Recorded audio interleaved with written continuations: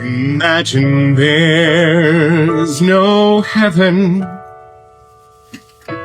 It's easy if you try. No hell below us.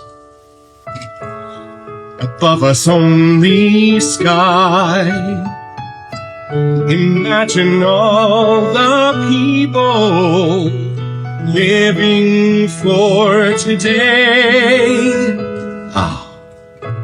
Imagine there's no countries. It isn't hard to do. Nothing to kill or die for, and no religion too. Imagine all the people living life in peace. Ooh, you may say I'm a dreamer, but I'm not the only one. I hope someday you'll join us, and the world will live as one. Imagine no possessions. I wonder if you can. No need for greed or hunger. A brotherhood of man. Imagine all the people sharing all the world. You may say I'm a dreamer, but I'm not the only one. I hope someday you'll join us, and the world will live as one. Happy Sunday, y'all. Welcome into the barbershop. We're open late today. How are you tonight? I am wonderful. Lainey says hi to everybody. Look at all the cool people are here today. Yay! Hey, everybody. Nice. Philip's here. Everybody's here tonight. Yeah. I love it. And let's see if we have our special guest. Hey, guys. Hey!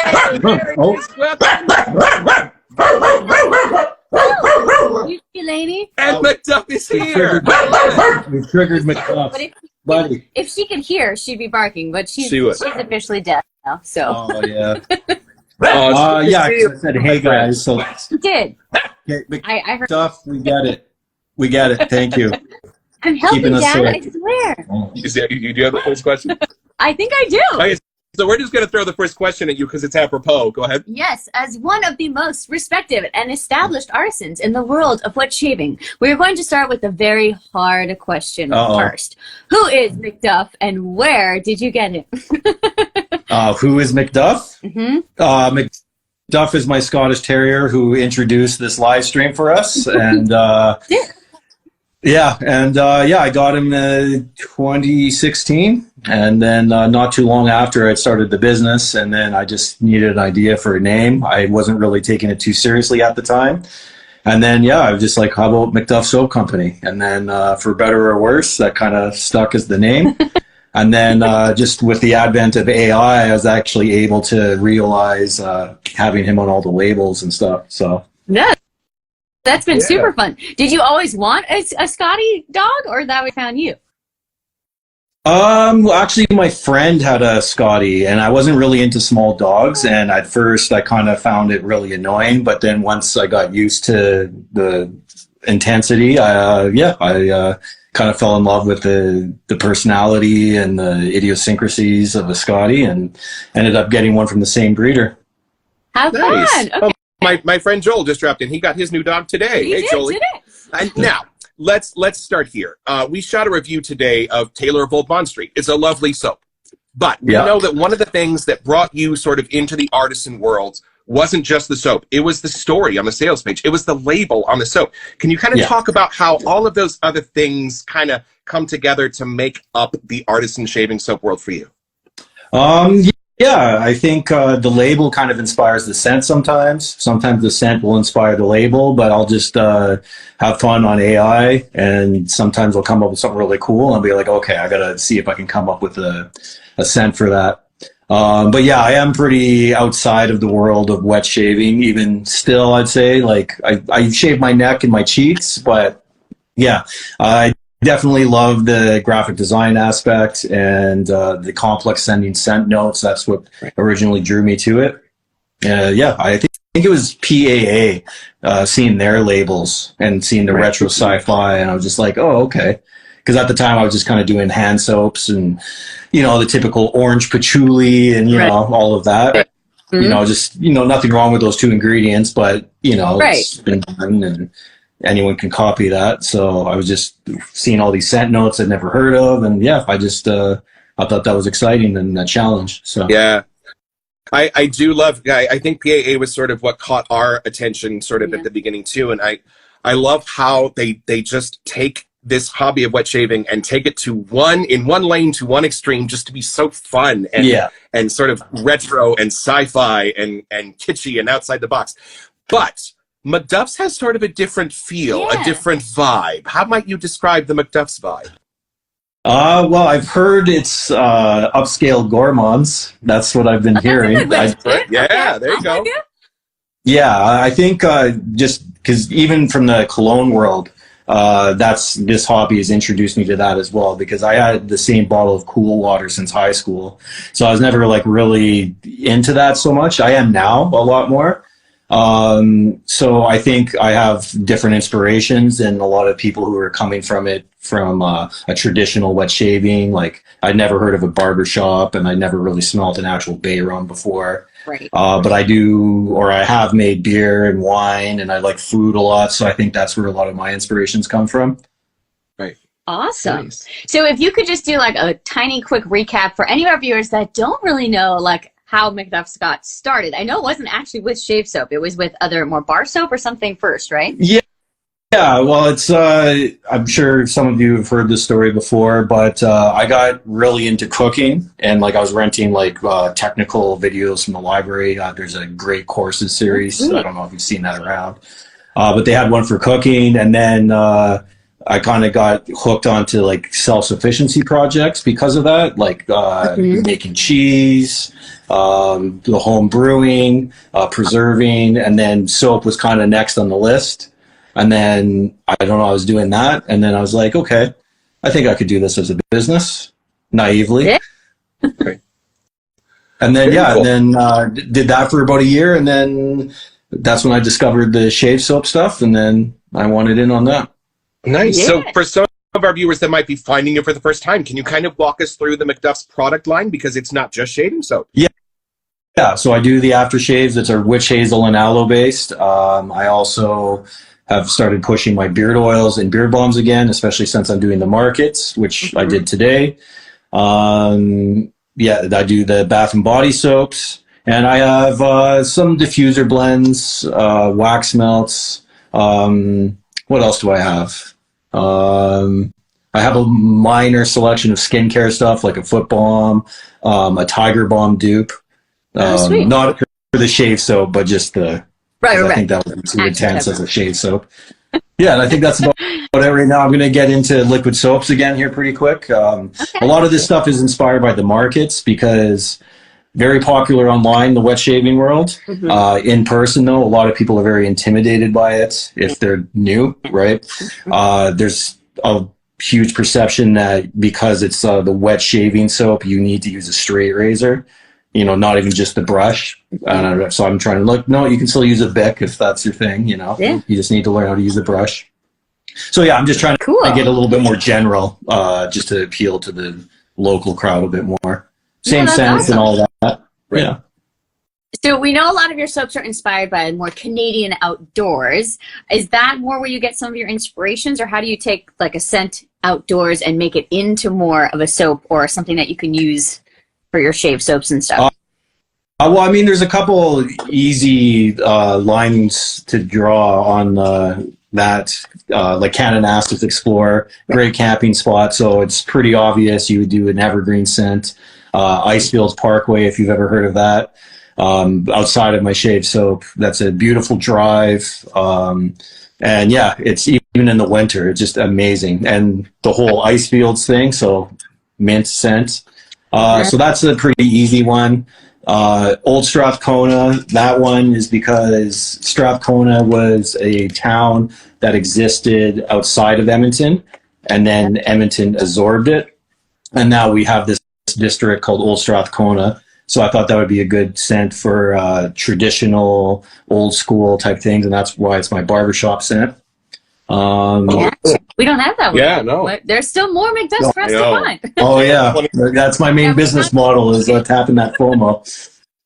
We just shot our 23rd MacDuff's episode. Yeah, I really appreciate all the reviews, and I do watch them all. How many we had, Yeah. but clearly there's more. We still which one is that? Was that Catalina? We just shot Catalina. And actually the Kananaskis Explorer one. Right. That was the last two that we just did. Oh, They okay. haven't Yep. aired yet. So, Right. but we haven't heard them. In fact, this actually leads into my next question beautifully. Working backwards, many of your new scents like Alberta Boys, Market Days, Catalina begin with a cologne homage, and then they sort of zoom out. Now, we have deemed these to be improvements on the colognes. Amazing. And, Thank you. And now it might just be because I've spent a year, steeped in some of these colognes, and these are like Found Cherry. And this is a new invention of it. It's not just sort of a slight rebalancing. It's a zooming out. So, question, how do you know how to improve a Tom Ford scent? What's your process? It's pretty random, I would say. I just have imagination where because I've recently discovered a place to get dupes. And I know a lot of people have been pushing for me to do dupes, but I didn't really want to just do that, because to me the creation is the fun part. So I would feel that would rob myself as well if I were just to take an oil and then pour it in. So sometimes I'll just find a scent note that's common with something else, or I'll just bolster the aspect I like Alberta Boys. It's a Lost Cherry dupe, but I just really wanted to push the citrus and the oud aspect of that. So I just took those notes and built around it. And yeah, so I wouldn't put more than like a third of the total scent blend as a dupe. So then there's just all these, I know you guys did Birth of the Cool. Right. So I did 2 dupes with that. Right. I thought Tom Ford's Tobacco Vanilla, or however it's pronounced, it's just way too sweet for my tastes. So I thought mixing it with that Jazz Club dupe just to bring it down a bit. And then, of course, I'm not going to just mix 2 dupes. So I have all my own tobacco stuff. So I'm like, okay. It's lovely for us because, we might have 2 or 3 Lost Cherry homages, but when we get yours, that's only a third of what's in there. You've continued the story. Yeah. So we sort of really appreciate the MacDuff's dupes because they're not dupes. They're sort of zooms out, and you get to add so much of your personality to them. Yeah. What's the other cherry one from Tom Ford? Because I know there's he did a Yeah, he did a smoky cherry. Okay, so I actually, there's that dupe in there too. Is it electric cherry? So I forget else. which one is the dupe from Barrett and which one is the actual But I think Tom you're Ford. right. But I'm sure someone in the comments, if Stax is here, he'll tell us immediately. But I think you're right. Yeah, so I didn't put that in the listing just because I thought it was too minor. But I put the other cherry from Tom Ford in there as well. Rob's got us. Cherry smoke. Rob's got us. Yeah. I was right. It was cherry smoke. Good job. Yeah. Hey, Yeah, so Ireland usually there's 20 to 30 different ingredients at least in my soaps. So, and the reason I do that again is just nuance is fun, and I don't want to be copied, and I just want to do my own thing. That was kind of our next question. I know in some of the interviews that we watched at the beginning, you started with just a few scent notes, but how do you know when it's actually the end? Now that you're using 30, 40, right. Adding those all in. Your first few bar soaps are 3 or 4 scent notes, and now there's 30 to 40. How do you know when you're done. Or when it's ready? Yeah. The people who have been sticking around on this journey will know I pretty much have constantly revised my scents. Like Trail Tobacco, I'm constantly revising that one. I still haven't hit that one where I want it to be. So I might just completely scrap what I have and start over. I mean, I think there's enough out there for the people who like it. It's okay. They'll be able to find one. So yeah, like Canon Ascus, I've revised almost every single batch, and it's subtle things. It's not like complete overhauls. A lot of the time it's like how the dry down is. Right. That's something I've paid a lot more attention to in the past year or two. Summer Cabin, I think that was the first one you guys did for a review. Yes, right, that was right. Very good. Wow. Yeah, so that was the first one where I started treating the top, middle, and base notes as like their own separate thing, right? So I really, because that was my first all essential oil one as well. I think the version you had, that might have been the revised one where I added in fragrance oils just to smooth out the edges, because it is hard to use only natural ingredients and have something that's got staying power and that's well balanced. So especially with like sandalwood's really expensive, so I wanted to like bolster that and not charge $40 a spray. You know? Yeah. Do you have a process for creating a new scent? Like when you did Worst Cabin Ever, is it sort of a blank canvas and you just start mixing, or do you have more of a process? It's like kind of do the blend in my mind first, actually, or an idea will pop up and I'll take like just a scent strip and I'll like start wiping lids, and then like of all the fragrances or essential oils that I have, and then I'll just smell that and see if they jive together. So even if they jive at 50-50, I know it's going to work. And then it's just a matter of like balancing, right? So that's where all the tweaking is coming from. Interesting. Y'all, there is such an art to that, because I think that I find a spearmint note in Green Irish Tweed. So I've been sort of adding spearmint to my Green Irish Tweed, and it's a disaster. It's a disaster. It's terrible. Really? So it takes a perfumer's nose. I mean, our hat is off, but yeah. Now, here's a good question. Is there anything about the sense of scent that you wish everybody knew? Are there any like misconceptions to our sense of scent? Because every other sense can sort of be fooled. You know what I mean? Yeah. I mean, it's sort of easy to fool the eye with optical illusions. There are even auditory illusions. Mm-hmm. Is there anything about our sense of scent that's a little weird? Actually, it's funny you bring that up, because I know Cape Cod Wet Shaving, John, he was kind of worried about Catalina, because when he first smelled it, the musk and the coconut together, he perceived banana, even though there's no banana note in there at all, right? Right. So I never got that, but once he said it, I'm like, okay, I can see where he's coming from on that. So yeah, there's like the phantom note there. Maybe. Yeah, I can see that. And it's funny, we did have a soap that I didn't know how to smell. My nose just took it in as almost nothing. And over the last few months, I have learned how to find it. And now it's sort of a lovely mid-level intensity for me. As I was like, whoa. So I think and put in the comments, y'all, if you know, but sometimes I think there are certain scent notes that our noses just need practice in how to find. Yep. And also like, palate. So if you like whiskey, the first time you have whiskey, most people don't like it. But when you acclimatize your palate to it, then you start picking up on different notes. Well, I was only 3 years old, so I mean, of course, I'm not going to like it all that much. Yeah, But anyway. Where are we at here in our questions list? Oh, yes. Okay, go ahead. This is good. So we have always appreciated your sense of humor. Where do you get that from? Like sarcasm, like just sense of humor through all the fun. Just not taking anything too seriously, and we so appreciate that in this wet shaving world. Where do you get your sense of humor? I don't know. I don't know. I don't want to say too much. But I've always been the class clown back in school. I just I don't take myself too seriously. I mean, I take what I do seriously, but not myself so much. And yeah, like you said in that one review, I think you said that like twinkle in my eye, shining through in the scent.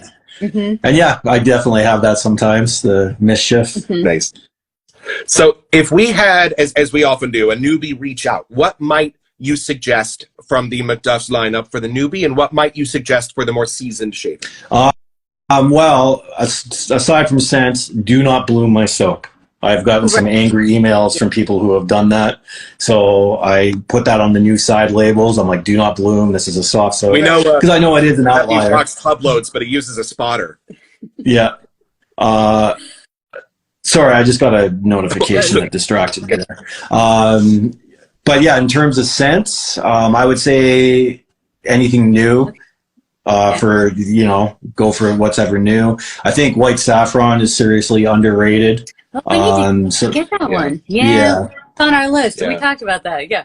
Yeah, because that was one of my favorite scents, and then a lot of people just don't like it. But the people who do like it love it a lot. Okay. It is a heavy sandalwood scent, jasmine and coconut, but it is a mild coconut, so it's not like a suntan or anything like that. Right. And is there anything you have kind of specifically for the boys in the back that have been around for 20 years? Like if they haven't tried it, they should have. Kind of thing? Yeah.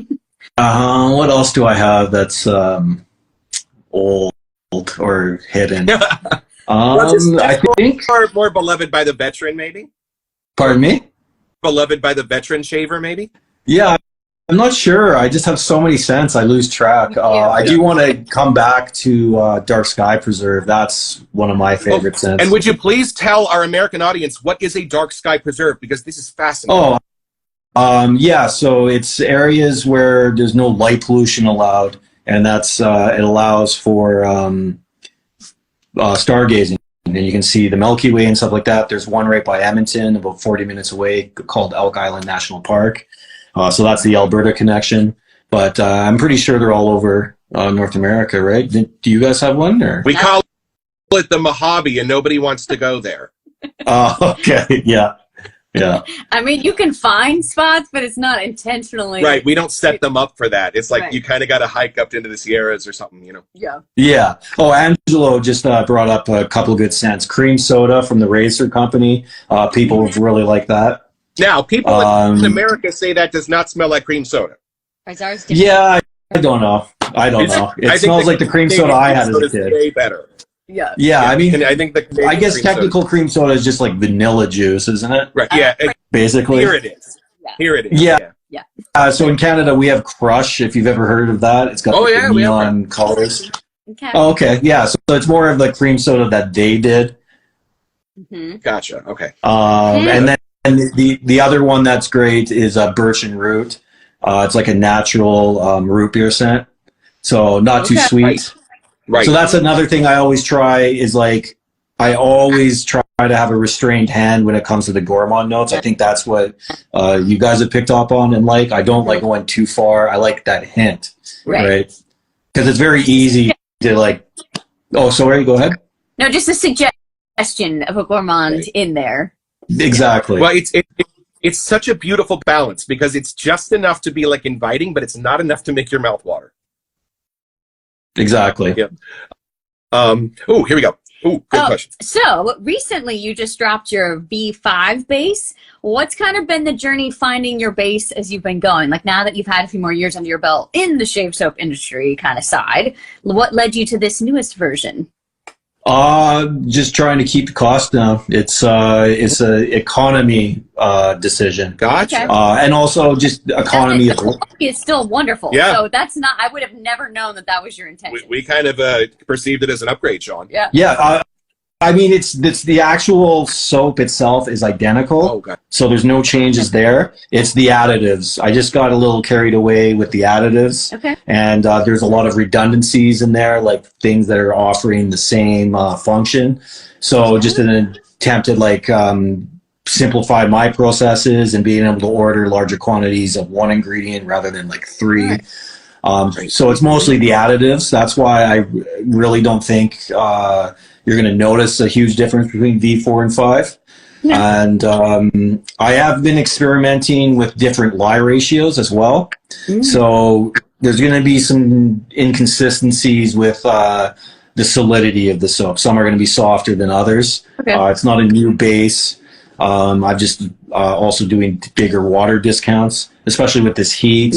We had a heat wave pass through here. So I've had, like last year, I had soaps melt on the way to stockists and stuff like that. So Yeah. that was my main motivation to make it a little bit harder. Right. Gotcha. Right. Makes sense. Now, you have spent a lot of time hiking, camping, running, jumping, climbing trees. Do you have any funny stories about hiking or camping in Canada? Funny? Or interesting? Memorable? But we'll take funny. Let's see here. MacDuff, unfortunately, we went hiking in Kananaskis once, and it was middle of July, 30-degree day, and it's just like this very easy hike, and that's very popular. But if you want, there's like a scalable ridge you can get up to. Okay. And so I'm like, okay, let's get it. You know, I want to see the view of Upper and Lower Kananaskis Lake on the other side. Okay. And I just feel so bad for MacDuff with his thick hair and stuff like that. But thankfully, there was snow at the top still, even though it was July. And then as soon as we got to the top, he just shoved his head in there and just went full bore, just like rolling around in it. Thank God. But he's impossible to tire out, so. Okay, see? Nice. And y'all, please start putting your questions in the question box. All right, what's our next one? Our next one. What is the most fun part of soap making process for you? Like, what do you still enjoy all these years in about the process? What's the most fun? Just getting inspired by scents or even labels. Yeah, that's the part I love. And then it's like I come up with all these ideas and ordered all the stuff and the labels, and I'm like, oh, now I have to actually make it and put up listings. Like, that's the part I hate the most. Like, when you guys read my listings, I'm like, I can't hear it. Like, it's so for me, it's so cringy because it's just like, it's probably the thing I'm weakest at. So you guys are just so enthusiastic reading these listings. I'm like, oh, why did I say that? No, they're great. They're great. And you know what? Sometimes in the rare instance where we grab a sales page where there's just nothing listed, yeah, I just think, wow, what a missed opportunity. Because, well, two things. A, I think with scent, the power of suggestion is important. Yeah. I think we need a little bit of a guide, especially when we're creating something with 30 to 40 scent notes. I really appreciate, especially still as newbies, which we consider ourselves to be, I do appreciate that flashlight in the dark to be like, okay, this is sort of my intention, and this is what I'm presenting to you as my memory or my vibe, but you know, however you take it is fine. So I always think it's such a missed opportunity for that artisan to not sort of paint us that picture of what we're about to experience. Kind of like a really good friend that's trying to sell a really good movie. And they kind of give you that elevator speech of what it's about. So while it might be a bit laborious, we so appreciate it. I'm glad to hear that. We really do. And I think I can speak for most of the community, because I know it's a little weird, but we've kind of discovered that, like, in this shaving world, we're kind of fans of you guys as the artisans. And you all have such intriguing personalities and big hearts that, like, I think it's a good sort of symbiotic balance to have. I think, you know, better than admiring some of the people out there that some people admire, I think it's lovely that those of us in this hobby sort of hold you as our little celebrities. Yeah. And because you work so hard to create these things. So when you do present us with these sales pages, it's really important, because some of these are super, super complex vibes and memories and places. And being from the United States, we don't have sort of the respect for the outdoors and dark sky preserves and things that you do. So we love that you're bringing those parts of your upbringing and your country and your heritage to us. So it may be laborious, but keep cranking them out, because we love that little look inside of your process and kind of how you would like us to first experience these. We love that. I mean, maybe we're alone in that. You guys can put it in the comments. Put it in the comments, but yeah, we like it. Yeah, I mean, I love coming up with the labels and stuff, but yeah, then it's like, it is a painful process for me, so I'm glad you guys enjoy the listings. We're pushing through. Yeah, it for sure is. Now, I got to start proofreading them a little bit better, though.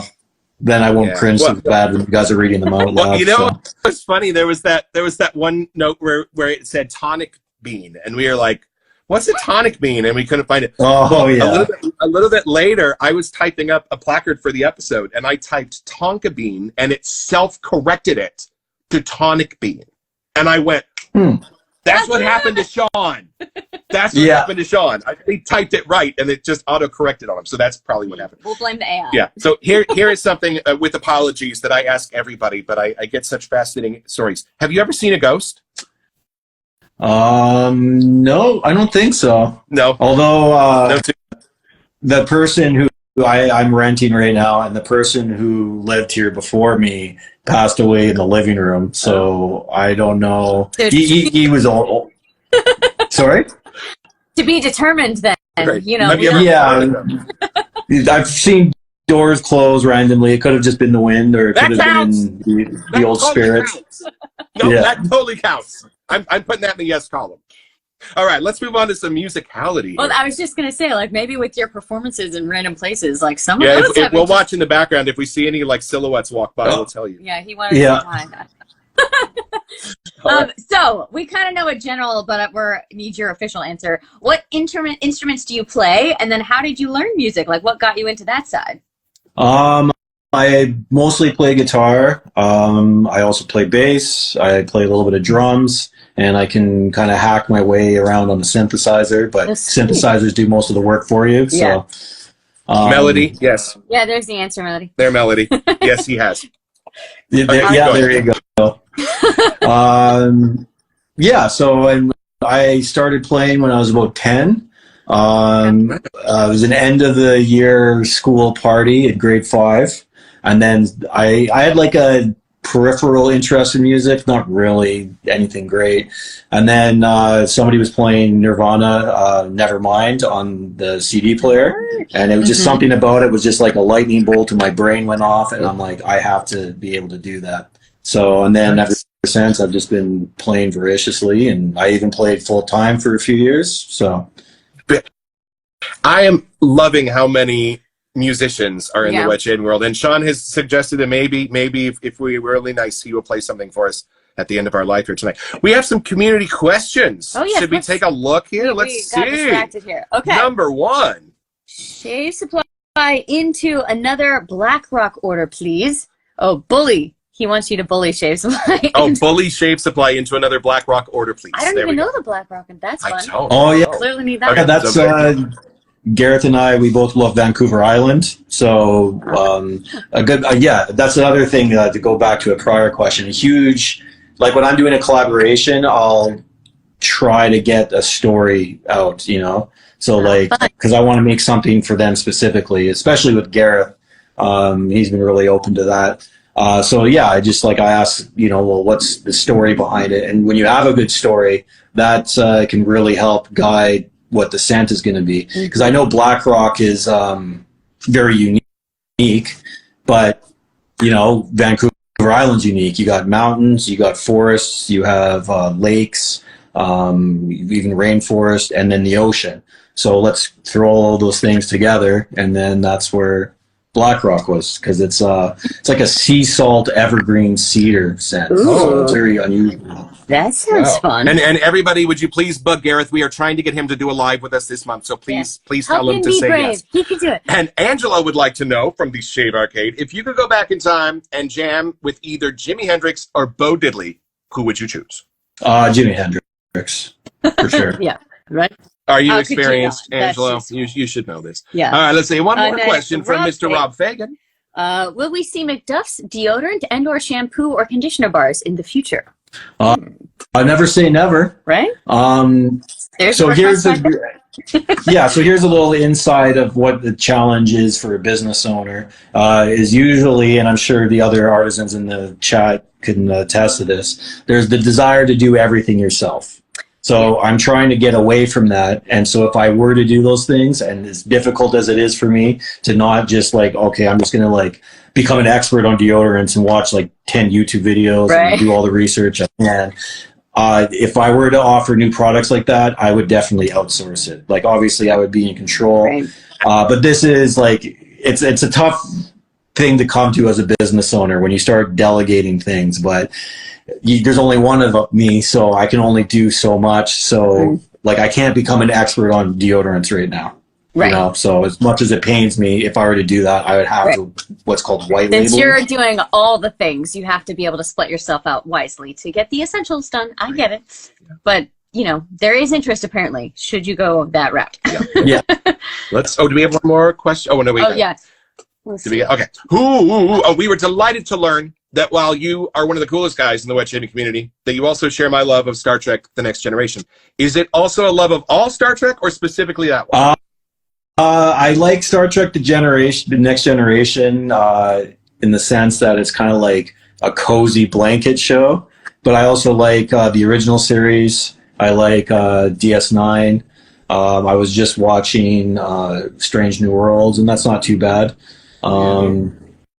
Yeah, but Voyager, I never really liked too much. I don't want to say too much. I don't want to insult anybody here. So that series finale did me dirty.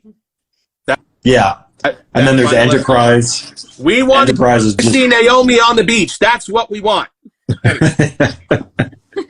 Yeah, so I mean, I don't know. It's I think what appeals about Star Trek for most people, it's a positive show.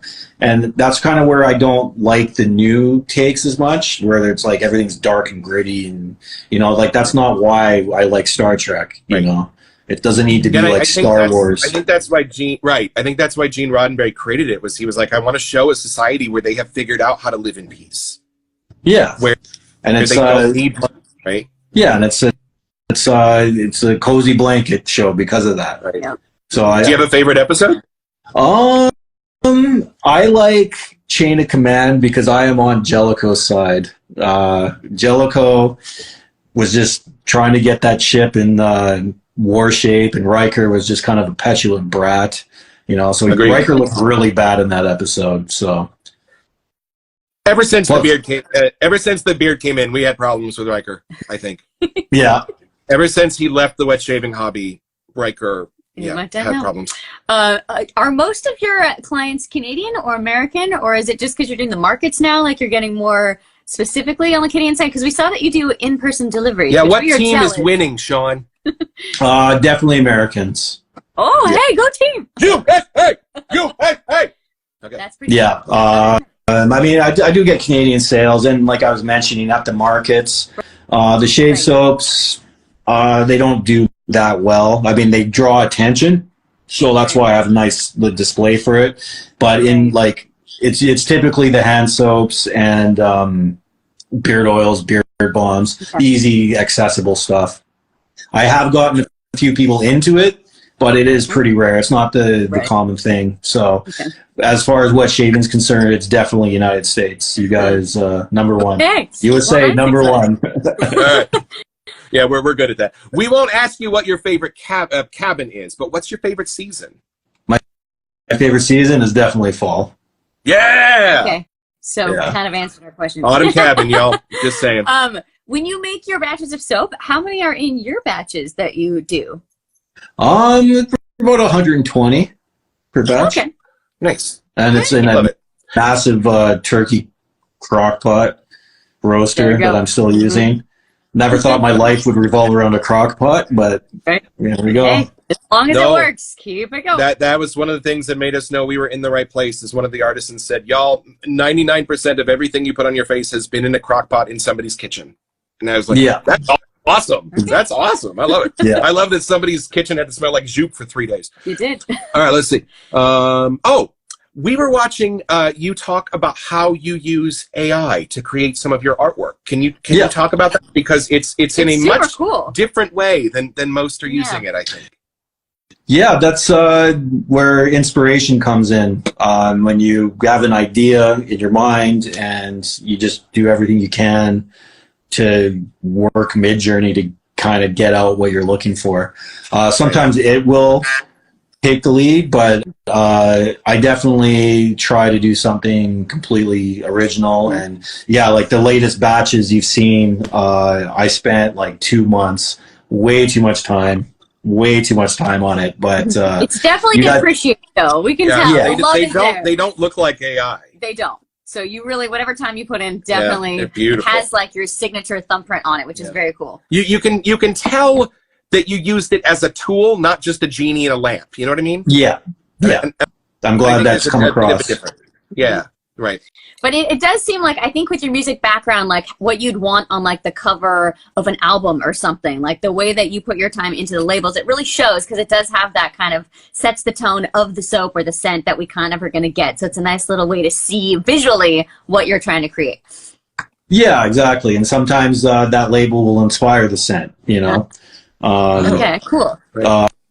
And yeah, that's why I'm coming up with so many scents all the time, is because I like coming up with the labels. I have all these ideas. Like I have a Google Docs sheet that's like 30 pages long of just ideas. So there's no shortage of new scents coming. And I actually have one that's inspired by an album cover. I think I sent it to you guys. Right. Okay, I didn't know that's working. That's coming in October. I'm not going to be doing Haunted Cabin again this year. I do have some labels left over, so I will use my master batch to like kind of have some of those. But I do have another Halloween scent coming out in its stead, and it's part of one of my other series that people are familiar with. So cool. Yeah, it is very cool that you keep adding to the series. Like they're just kind of like the shelf is open for when you find a scent to go into. People can keep, like, we like the collecting side of it too, so it is fun to, like, you know, finish up getting all from certain series and stuff. It really does keep the hobby fun for us also. And we like that a lot of the times your releases correspond with your inspiration. You're just going to release the soap because you dreamt it up, and I love that. It's like the guy that recorded that really famous version of Somewhere Over the Rainbow. He like called this recording studio at 3 a.m. He's like, I have to record this now. And they opened it. He did one take and he left. And he just knew. He just had to get it out. And I think all artists are sort of like that in some way. I don't know. Yeah. And for me, like my thing is jamming and improv. So I'm very spontaneous with my ideas. Right. Like, sometimes I'll just like someone will just go off in my head, and then I'll just run downstairs, do that lid thing I was telling you about. I'm like, yeah, this is awesome, and then boom, there we go. There's the next scent, you know. Right. Oh, I love that. Okay, what's up? We sort of kind of hinted at this earlier, but so it is intentional that your soaps have more of like a little bit of a gourmandy side and then kind of jump off into the rest of the scent. How do you know where one stops and one starts, or like to get that balance? Do you just have to keep playing with it until it feels like it's there? Yeah, I think for me it's easy to do that just because I've come up with so many scents now. I think since I've started, I've maybe done like 50 to 60 cents. So I kind of know, like, especially with the gourmand aspect, I know, okay, I'm not going to go above this. I want it to be a peripheral thing. And like Autumn Cabin, for example, this is what I'm talking about. The first one I did, the maple was way, way higher, right? So I've drawn that back on like every single release. And then I actually added in that toasted maple accord I made with essential oils. That came with the second version. And the reason for that is I don't want to start any drama. I don't know if this person's active in the wet shaving community or not, but he eviscerated me in an email because I put toasted maple. And when he's like, well, you mean maple syrup, don't you? And it was just like this rant against, I don't know what I'm talking about when it comes to maple, and he does. And it was just so like off the wall. I'm like, you know what? I'm going to come up with a natural maple accord, you know? So just prove you wrong. Yeah, exactly. But it worked. But I mean, it was just more funny than anything. Like, so we're not complaining. Yeah. Some people get very upset at the juvenile nature with which we smell our bubbles. Yeah. So I think, exactly. Yeah, I think there's just something to that. Yeah, we asked him that one. Okay. We did. Do you have a couple of favorite movies? Ooh, favorite movies. Seven Samurai is one of my favorite movies by Akira Kurosawa. I was just watching. They did a 4K restoration. I was just watching the trailer. Oh, really? Yeah. Oh, yeah. I haven't seen. I don't have a 4K TV, but yeah, I love the characters of that movie. I know it's famous for its like groundbreaking cinematography, but like every single time you watch it, it just those characters feel so real and their motivations and like very fleshed out. Yeah. We were told, but then there's like the classics.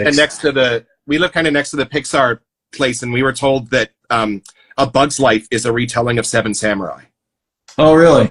Interesting. Yeah. Well, and then there's the Magnificent Seven as well. That's a pretty direct retelling. Right. That one is for sure is a direct. But yeah, if you think about Bug's Life a little bit. Anyway, I've never seen that. Oh, you should check it out. That's a great flick. Okay. I kind of like Naked Lunch. You guys have never seen what's his that? name? David Cronenberg. Yes. Thank you. It took me like 6 or 7 sittings the first time I watched it to get all the way through because it's so uncomfortable. Right. But then it clicks what he's doing because he has all these like crazy, disturbing scenes. But if you pay attention, right before there's like a subtle nod to him like inhaling the bug powder. Right. Right. Yes, that movie is weird as fuck. I agree. Did you ever see The Simpsons where Bart got a fake ID and he went to see Naked Lunch and he walks out and he goes, I can think of at least 2 things wrong with that title. Yeah, it's so true. That's why he didn't do RoboCop 3, thank God. Right. Because he was doing Naked Lunch. Right. Peter Weller. Now, but yeah, RoboCop, that's a classic, perfect movie.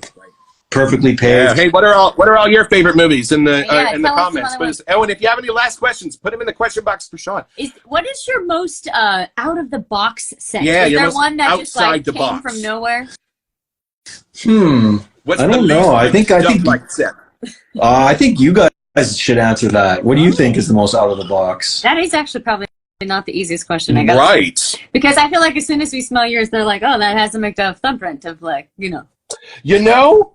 Morning Ritual had an interesting sort of divergence to it. Yeah. It was a little bit more of the darkers, a little bit more of the chocolates and the coffees, maybe. So yeah, I've heard some people say there's too much coffee in that, but that's what I was going for. No, definitely not. You know what else? It's not to us. I don't know. This one, your collab with Caleb. Yeah, that was fun. This is fantastic. Just fantastic. Yeah. Because it's an evergreen, but it's a dude. Yeah. So funny story about that one, just because it's based off of Norseman. Caleb wanted some sort of honey note in there too to be a head nod towards me. Yeah. And interestingly enough, when I did that like lid wiping, that the honey note combined with leather literally smelled like salami. So I'm like, Caleb, I'm sorry. Unless you want a meat note, which could go with that label cover. I'm like, we're going to have to drop the meat idea. That is hilarious. That is great. As the man who created Worst Cabin Ever, is there ever a soap that you almost created that would just have been hilarious, but you ended up not doing it? I was thinking for April Fool's, like doing a Nair scent. Oh, that's hilarious. There you go. Everyone knows that's what I'm talking about. Yes. That would be pretty funny to do as a shave soap, as Nair dupe. Hmm? Call it Nair Duel. It'll be perfect. Yeah. Let's see. Is there anything on the horizon that you can tell us about? Or obviously it sounds like you have a fun kind of spooky something coming up, but I know it's interesting because you probably have to think so far in advance of where things are. Right. But is there anything you can kind of hint at? Yep, absolutely. Yeah, so I'm actually starting to create labels for everything up until next spring already. So I got some ideas for Christmas. I have January lined up. But yeah, so I have road tripping and Herbalist on the way to Stockist right now. Yeah. Tomato vine, Sean. Pardon me? Tomato vine. Yeah. Fun. That's awesome. Yeah, so there's nothing in there that stands out because I know some people are going to like react when they see anise and fennel in there. But it's so subtle. It's again like I think those are in there each at 2% of the total scent blend. So okay, so we're not making spaghetti sauce. It is clearly Gotcha. It's a little, it leans sweet, but it's all the green things I had. So there was just like, that was more like an intellectual idea rather than like a story. I'm just like, well, what if I took all the green things I had and mixed them together? And then Road Trippin' is a fun scent. It's like an upscale orange creamsicle. Nice. Yeah, so it's not too sweet. Again, the signature MacDuff's thing. So those are going to be released on Tuesday, assuming everything goes well. Okay. With so assuming everything goes well with the deliveries. Is it this Tuesday or next Tuesday? I'll have to check. I can't remember. Right. I got so many moving parts sometimes. Yeah, we definitely decided on the herbalist. That is the kind of outside the box scent notes we are talking about. The labels are hard not to get. I have to say. He kind of had a Gandalf vibe. He did, but clearly we're dog fans, so it's really hard to not want to just buy it all. We get it. Now we're gonna create some drama on purpose. Are you a cold water lather or a hot water lather guy, Sean? I use hot water. There you go. Okay, there we go. All right. Oh, we do. Oh, we have some questions. Do you make EDPs? Addison Road is asking. Yeah, there's some depressing setbacks with that. I had all that set up to go. I ordered 1,000 bottles from Alibaba, and they sent me something that I could not use, and they gaslit me about it. And what it was is the sample they sent me was the screw top, and then what they sent me was you need a special crimper, which they happen to sell for $1,000. And of course. So I would rather shut down the business and walk away from it than buy that crimper. So 100%. I have to figure that out because I want to use them, and I have about 8 liters of Alberta Boys macerating right now as a cologne. So I got to get it going. It's work. Yeah, that sucks. I speak for the wet shaving community when I say F those guys. That sucks. Yeah, it's pretty disheartening, and so I just had to move on. But they're there. I'm going to get a crimper eventually, and then those things will be released. Yeah. And in the fall, I'm doing Autumn Cabin again. And at the same time is another maple scent that I know some people are waiting for, Canadian Tuxedo. That's going to be released to the masses. I got a clock running on the wall over there. So that's coming in September. And also, unfortunately, I hate not crossovers, but redundancies with my scents, with what's out there already. Unfortunately, this has been done this year already, but I'm doing a Dr. Pepper scent. That's going to be coming out at the same time. So imagine Alberta Boys crossed with cola. So that's kind of the angle I'm going with it. The cherry with cola. Marcus is going to freak out. We have several Texans that are in every live that we do, and when they hear you've got a Dr. Pepper one coming, there's gonna be problems. Yeah, it's called Dr. Duff's. Of course it is. Yeah, good job. And I had a beer scent lined up to go, but then there's 2 other artisans that did beer scents, so I'm actually going to push that back and waiting till I could probably do St. Patrick's Day. There you go. But I did share the label with everybody earlier this year, so I know there's been some questions about when it's coming. So, but now they can plan ahead. Plan for March. Yeah. Okay. Any last questions for Sean before we ask him to maybe play a song for us, y'all? Or maybe MacDuff will sing for us. Maybe MacDuff will sing. Oh, again? Yeah. Here he is. There he is. It's MacDuff himself. Hey, buddy. Hey, buddy. You're a good boy. Yeah. Yeah, good boy. Thanks for making me all the money. I have 24 soaps. Yeah, it's all MacDuff's. On my right. Oh, he's getting lots of hearts. See? Everybody loves MacDuff. Everybody loves MacDuff. I think every artist is he famous at that market when he goes with you? Does everyone stop to say hi? I can't bring him because he is a very contentious dog, and he does not appreciate other dogs at all. Gotcha. Mm-hmm. So, yeah. He goes into protector mode. He has his opinions as a wet shaving hobbyist. That's fine. Yeah. He is a terrier, so it's kind of... Yeah. It's not his fault. We get it. It's okay. Well, would you play something for us? Oh, yeah, sure. I got my thing set up here. I'm going to move this back a bit. I don't know, just because the camera angle is so small here. Now, would you please tell us what guitar is that? Mm-hmm. This is a 1973 Telecaster. It was my grandpa's, and then it was my dad's, and now it's mine. Very twangy.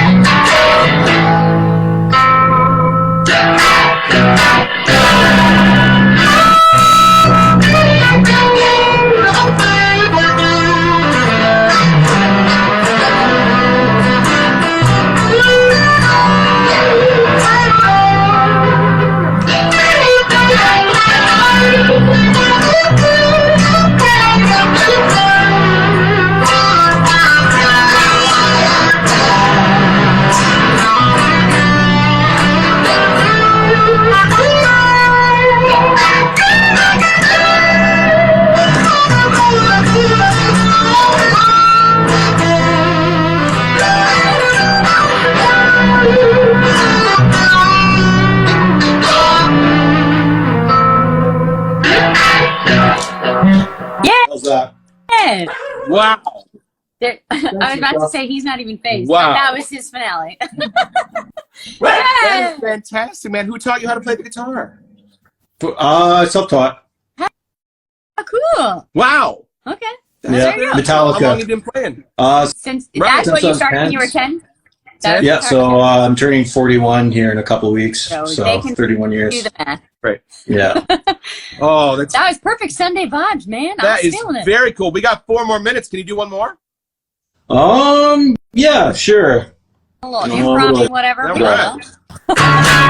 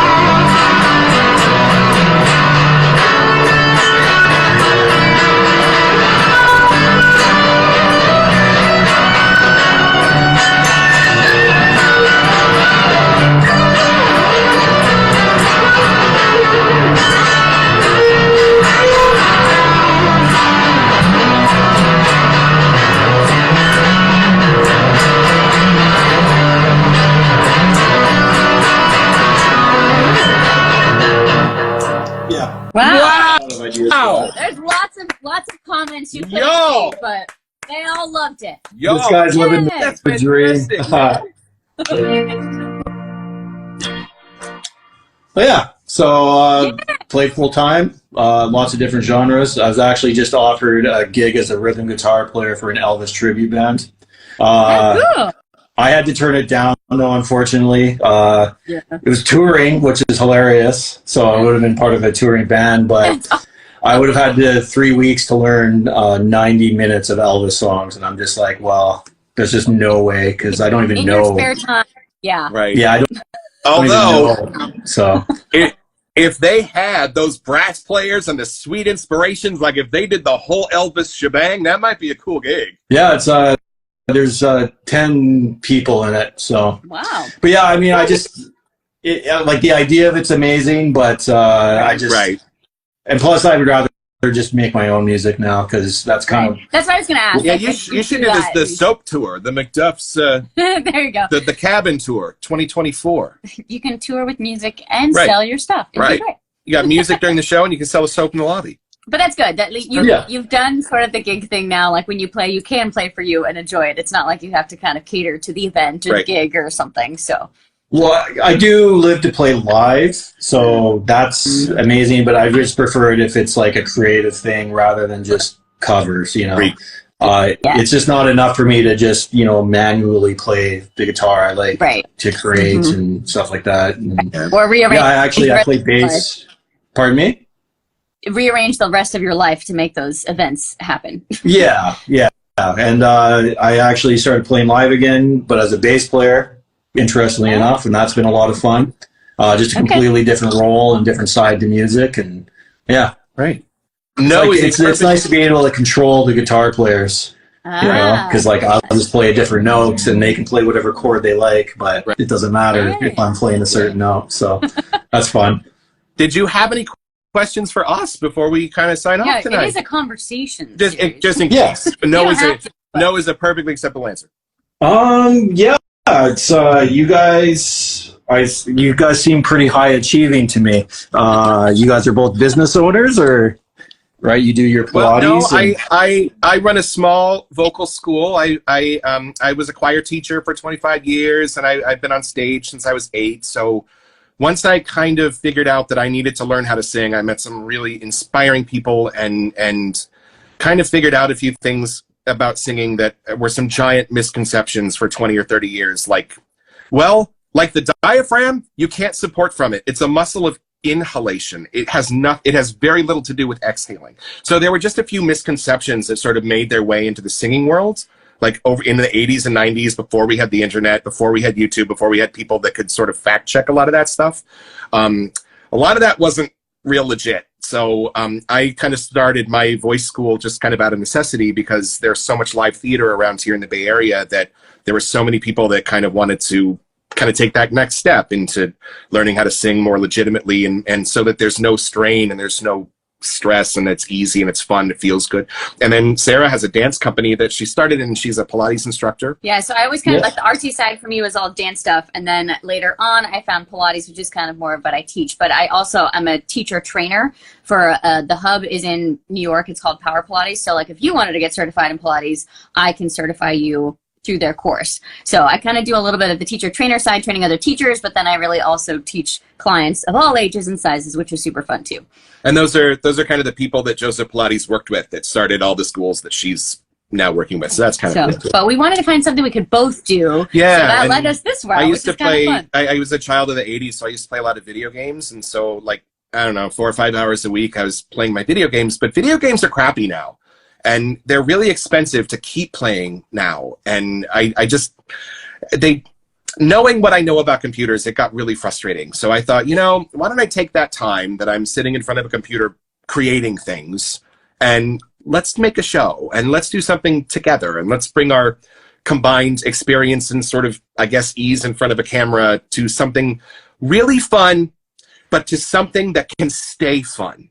Because these little soaps are just the most darling, cute, fun ways for us to just be silly in our shaving mirror with Fruit Loops, but at the same time, maybe a honeysuckle that helps you remember your grandma who passed of Alzheimer's, like Heather just sent us, or like Sterling Green, like Matthew Fox's dad used to use Polo Green, so it kind of brings him back. And so I guess as a parting thought, for us, it's really important, we've kind of learned that the artists that we follow and just sort of organically are sort of the best people on the inside, not just the famous ones, but just the artists that we've met in our journeys. And I think one of the things we noticed right off the bat about all of you soap artisans is that you are all such amazing people on the inside, and you are all such careful and creative artists with the whole rest of your life to help keep that balance. So that when you do make us these, they do come from the heart of an artist, not just the pocketbook of a soap maker. Right, like your intention and your heart comes out into each of these little scents that we get to have. So. And it's just your way of saying to us, listen, I know how important your me time is. I know how important it is for you to take care of yourself, and I want to help you do that. So just on behalf of the community, this is something you devoted your whole life to. And we just want to tell you that it matters, and it makes a giant difference for us that in those 10 minutes we spend in front of the mirror, there is somebody who cares as much as we do and puts way more work into these than we ever could. And it's very appreciated. Yeah, thank you so much. And then it goes both ways because you guys are supporting this lifestyle. So, yeah, like that one guy said, living the dream. Yeah, good. Yeah, I used to review pianos on YouTube, piano software, and those people get so fucking mean, you can't believe it. Like, oh my God. So we just love being here, where everybody's kind and where nobody forgets that we're all just smelling bubbles at the end of the day. So why did you guys choose shave soaps, though? Well, good question. Kind of out of spite. Pure spite. Against hair? I was a member of the Dollar Shave Club, so I had my cartridges. I was totally happy eating my Hot Pockets. I had no idea that Beef Wellington was even out there. And the handles kept breaking. The cartridges were fine, but the handles kept breaking. So I finally called them. I said, I'm buying another handle every month, and it's making this actually really expensive. Is there a warranty on these at all? Can you send me out a new handle? I just bought this a month ago. And they're, nope, sorry, you have to buy 2 more. All right, so I bought 2 more because I had so many cartridges saved up. And then 2 weeks later, they discontinued both their cartridges and their handles, and they switched to something totally new. And I went, you knew you were going to do that, and you still let me buy 2. So you know what? Hold on. I'm going to go on Facebook, and I'm going to buy a Henson razor because I see it all the time go by. And then once I do, we're going to go on YouTube, and we're going to watch some videos and see how to use it, except they were kind of using all these. And we went, Yeah. What? We're missing wait a minute. something. What's this? What's Good Vibrations? What's Prairie Blooms? What's Summer Cabin? Like, wait a minute. Yeah. And we have not found anything else on this planet where grown-ups who wear suits put this much effort into making sure I can shave with the Northsman. Yes. And I think that's what drew us in. Yeah. Was just, it's a silly, funny, sentimental, memory-driven world, and everybody who's in it and understands it seems to have an understanding of each other that I like. And like I said, I don't think that there's a wet shaving hobbyist. I think we've all figured out something cool about life, and that this is just a symptom of that. So the Henson and the Spite story just opened the door. But when I saw the Cross-Eyed Texan and he was reviewing Saturday Morning by Katie's Bubbles, I went, this is the world I want to be in. Because normally I would have no idea what this half-naked guy was about to talk about, and he's about to talk about Fruit Loops on his face. And then it just kind of snowballed because we kept looking to figure out which soaps to buy and trying to find where they were talking about scent notes. And then that got us started. Yeah, like, and we thought, there's a lane for this. We're about to open this first box from PAA, and we've never smelled a single shaving soap yet. Maybe we should film it. And we take a walk every day, and we kind of thought, if we were to, because there's great shaving shows out there, like, good Lord, we're never going to compete with that. But nobody focuses just on the soap. So we thought, what if we were to do a little bumper-to-bumper show? What would the bumpers be? Would there be 8 of them? Would there be 10 of them?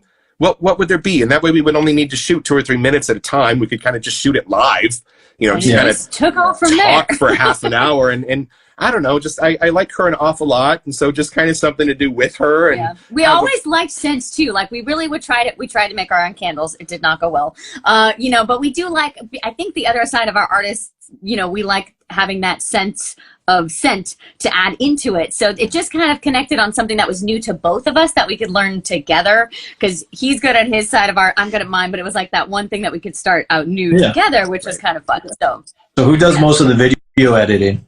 Is that a shared thing? That's me. He does all the things, but I do the scheduling and kind of do the back end stuff. She does all our shipping and receiving. She does all of the organization of the episodes. I'm more the admin side, and he's more like put it all together. So it works out well. But actually, we can fully edit and compile a full video in less than an hour. Oh, okay. So it goes really fast. Once we kind of have a system down, which is helpful. So and So something else I've noticed, just watching the reviews you guys do for me, is you guys are always so nice about the scents. And so you're not paid to be nice. So I would ask, is there a scent where you're just like, you sniffed and you're like, ugh? I mean, but you don't have to name names. I'm not here to cause controversy. We are more than happy to name names. I was a funeral director for 20 years, and I drove the van. So my nose got really skewed toward the not so good smells. So when we can choose a soap out of a nearly infinite amount of scent notes, and we can choose the ones we want, it's kind of no surprise that we like everything. But we were kind of talking the other day. I don't think it's that we like everything. I think it's that we know how to appreciate everything. Yeah. Like as an artist, looking at another artist's work. And, I might not like lilacs, but half of my audience does. Now, I do love lilacs, but that way I can appreciate this on behalf of those who do love these scent notes. So I think, and plus, if you watch the show, you can kind of tell which ones really blow our skirts up and which ones are like, oh, that's nice. Yeah. So you can kind of tell. You start to get to read us. Yeah, but we have had a couple people like mad at us that we love everything, but like we do have a series on Instagram where if we know it's going to be iffy, like Batters Up, or when Rod and Mandy released Bonaparte, they actually put on their sales page, you will probably hate this, so don't buy it. And I went, oh, we have to buy it. That's what I want to do. I want to make you guys hate a scent.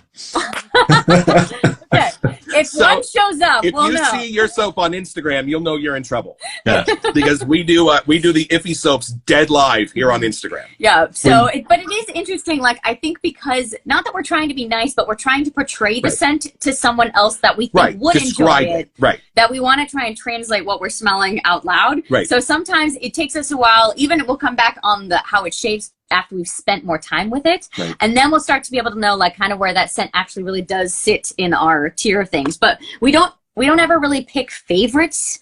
We, you know, like I have them. Yeah, but it's almost like picking your favorite kid, you know, like it's just kind of weird for us to actually, we have like our top ones per artisan. Like if we wanted someone, you know, that came over and like, okay, you need to smell at least these few from this artisan. Like these are the ones that blew up our skirts the most. We always put Autumn Cabin and was it Christmas Cheer? Yeah, with the egg. We put those two in front of everybody. And then from there, we kind of trickle down into some of the others. But yeah, I think it's just, it doesn't really matter how much we like them. What matters is how well we describe them. Yeah. That makes sense. So you'll know if maybe you'll like it. So it's kind of like the idea, at least for us, that we are the host of a talk show and the soap is our guest. This is our guest. So it's like Johnny Carson. You know, it's kind of more that. And Johnny never brought somebody out and went, well, your last movie really sucked. You know what I mean? Yeah. Like, well, because the thing is like constructive feedback is good to help you grow, but it's just such a preferential thing that like one person is going to love it and the next person isn't. So like, how can you get constructive feedback when it's so subjective, right? So you have to really just like learn how to trust yourself, and people like it or they don't, and MacDuff's doesn't like anything. Right. We do have people that will send us soap that's their favorite. That's been very cool to get like someone else's sense of smell and how, you know, we didn't pick it out. It is a blind smell for us. So we have had a few of those, which is super fun to kind of get to know like our audience and what they, you know, what their preferences are too. So and like fun. We will also like there was one artisan that did a revamp of the scent, and we had heard it was really quite different. So we did an episode where it's like, okay, let's compare them. And you know what? It was different. I was a little scared because when I first smelled it, it's very beloved. So I was like, any change may not go over so good. But when I first smelled it, I was like, I have to say it. This is 70% different. Yeah. This is 70% revamp different. Meant as like a revamp. So like, I think that's where we're learning about why it's important to give constructive feedback. But for us, that's kind of how we do it. We'll say, she gets a lilac note, but I don't. I get sort of this note, or like, this is not so much a revamp for us as a complete overhaul. Like this is 70% different.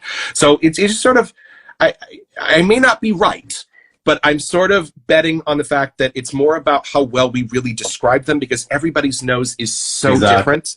If I just say, wow, I really like this, somebody out there won't. But if I say this is a beautiful lilac with a little bit of a lemony gourmand going on in the background, and I kind of really draw out everything I find in it, hopefully you'll know if you'll like to smell that too. Does that make sense? So I think it's kind of like Johnny Carson. He may not like that movie, but he may not like horror movies at all, but when John Carpenter comes on the show, he's going to stand in for everybody who does love the John Carpenter movies. And so plus you can always tell if I open a soap and it doesn't totally blow my skirt up, because I don't go, whoa, I go, oh, that's nice. I'll keep an eye out for that. Yeah, you can start to translate the ones that you're like on our scale of like, oh, snap. But like we also kind of don't enjoy being negative, and so we kind of picked a world where everything was pretty damn awesome. Like what people are putting out, it's pretty hard to go, completely. Y'all are doing amazing work. It's really hard to find one we don't like. That's why it's so important. Yeah, that's why it's so important to be original, and you just have to be original. You just have to really lean into yourself and be vulnerable, right? Like putting the Scotties on the art was like, I was like, is this a little cutesy for me, but at the same time, it's so unique, and I knew it was the right choice. Not going to make everybody happy, of course. I mean, I think people like the Norton style of label, but that's not really my personality. Like I don't gravitate towards cool things so much. But here we are, cutesy labels. Just trying to have fun with it. Yeah, you got to keep the fun happening. We have one more question. It is from Shavon Gents. Carlos is here with us tonight. He wants to know, when is the Nando's set coming out? Yeah. I don't know. We have a wet shaving meetup at Nando's. Oh, that's where that joke comes from. We actually have an Armitage meetup tomorrow. So. Oh, really? Oh, cool. How cool. Well, listen, buddy, thank you so much for spending this time with us on a Sunday night, and thank all of you for hanging out with us. This has been awesome. Yeah, thanks for having me. Of course. And And MacDuff too, of course. And yes, and thank you for having MacDuff, and thank you for being so free with all of your knowledge and information. And playing for us, that was super fun. Yeah, I love it. Yeah. And thank you for making these. Just on behalf of the community, we so appreciate these. Thank you for all the hard work that you do. I'm glad that there's a plethora of more fun coming our way for the rest of the year. Oh, yeah, there's like 12 new scents coming before.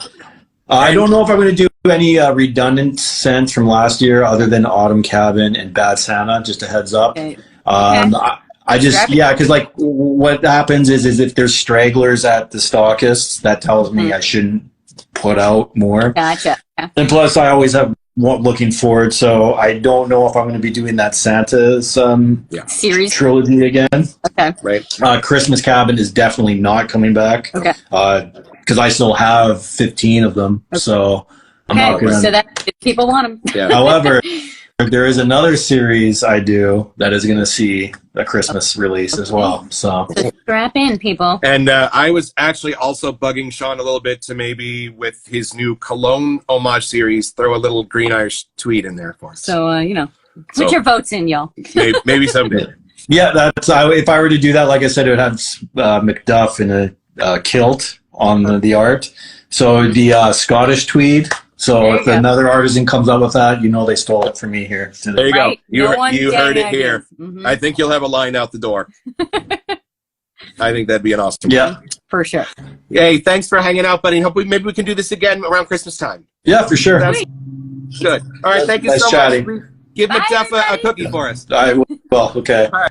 Thank you. Thank you all for being here. Hopefully we'll see you on YouTube on Wednesday and Saturday mornings. Come into the live premieres and hang out with us. We've got a cool group of folks from all over the world that hang out with us now. And then we're also dropping a Discord on our official 1 year anniversary. For our 1 year anniversary, July 22nd, y'all, we're going to do a Discord. So we will see you there. And thank you so much, Sean. We'll talk to you soon. Yeah, see you guys. All right, good night, everybody.